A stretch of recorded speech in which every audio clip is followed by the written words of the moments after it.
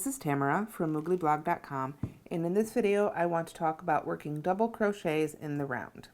Here I have the first two rows of a double crochet circle. Double crochets are a tall stitch, so when I've done other videos about working in the round, I talked about working 6 single crochets. Because double crochets are about twice as tall as a single crochet, you'll want to work 12 double crochets in that first circle just to make sure it's not pulling and that it stays really flat. I've used the magic circle, as you can see, so I've got a very close center there. For the second row, when working double crochet, just like the second row of any other stitch, you want to work 2 stitches in each stitch around. So there are 2 double crochets in each double crochet that was in the first round. So in round 2 we have a total of 24 double crochets. Now I'm ready to start row 3. For row 3 of double crochets, you will have 36 stitches. Basically, however many number of stitches you have in your first row, that's how many you're going to want to increase by each round in order to keep your circle flat. So if I were doing some sort of crazy stitch that had 18 stitches in the first row, I would need to increase by 18 stitches in each row moving out. Because we started with 12, we're going to increase by 12 each time we work out. So we've got 12, 24, so for the next one we need 36. In order to do that, there are 2 ways to make a circle. You can, with double crochets, you can chain 3 and count that as your first double crochet, but what I like to do in order to avoid getting a gap is chain 2 and not count that as my first double crochet.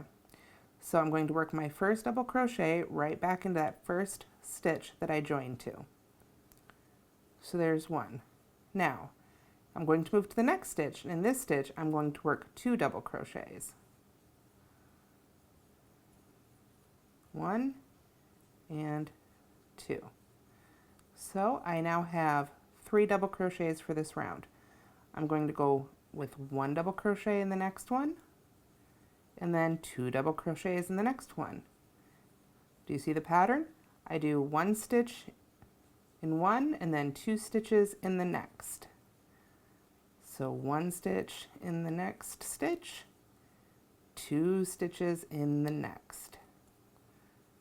And that's pretty standard for round 3, whether you are making single crochets or double crochets or treble crochets. Round 3 is generally going to have 1 and then 2 and then 1 and then 2. So far I've got 1, 2, 3, 4, 5, 6, 7, 8. One more in the same one makes 9. One more in the next one is 10.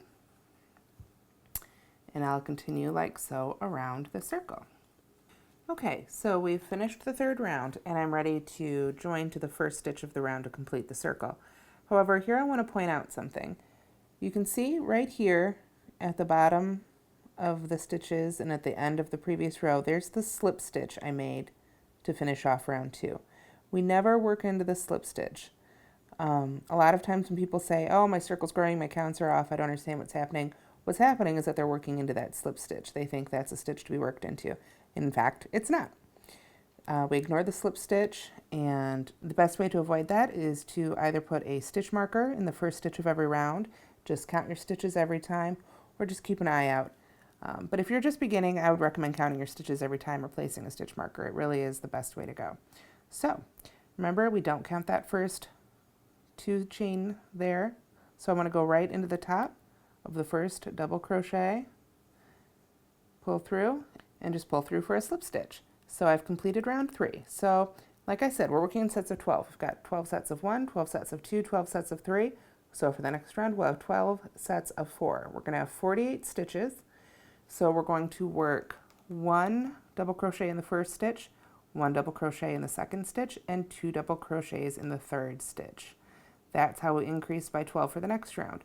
Going from there, you'd have 60 in the round after that with 1, 2, 3 double crochets, then 2 in the next one, and so on from there. So you can kind of see how the math works for making double crochets in the round. Thanks for watching.